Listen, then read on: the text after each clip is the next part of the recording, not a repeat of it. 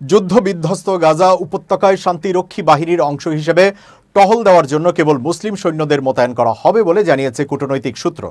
যুদ্ধোত্তর গাজা উপত্যকায় নতুন বেসামরিক সামরিক কমান্ড সেন্টার পরিচালনার জন্য মার্কিন যুক্তরাষ্ট্র পরিচালিত হওয়া সত্ত্বেও উত্তেজনা কমাতে উপত্যকাটিতে কেবল স্থানীয় আরব দেশগুলো থেকে সৈন্যরা আসবে।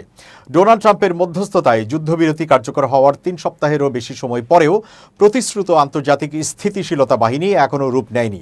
সম্ভাব্য অবদানকারী নাগরিকরা কেবল বাহিনীর গঠন নয়, বরং এর সুনির্দিষ্ট ভূমিকা, হামাসকে সক্রিয়ভাবে নিরস্ত্র করা বা কেবল হামাস পরবর্তী গাজায় পুলিশিং করা এবং এর আনুষ্ঠানিক আইনি ভিত্তি নিয়েও বিতর্ক করছেন বলে জানা গেছে। গত সপ্তাহের শুরুতে জর্ডানের বাদশাহ আবদুল্লাহ বলেছিলেন যে তিনি বিশ্বাস করেন না যে আন্তর্জাতিক সৈন্যরা হামাসকে জোরপূর্বক নিরস্ত্র করবে। তিনি বলেন, আন্তর্জাতিক স্থিতিশীল বাহিনীর ম্যান্ডেট শান্তি রক্ষা হওয়া উচিত, শান্তি রক্ষা নয়। তিনি বলেন, কোনো মুসলিম দেশই এটি স্পর্শ করতে চাইবে না। ইসরায়েল, তুর্কি বা কাতারি সৈন্যদের মাটিতে ভূমিকা পালনের পরামর্শের তীব্র বিরোধিতা করেছে।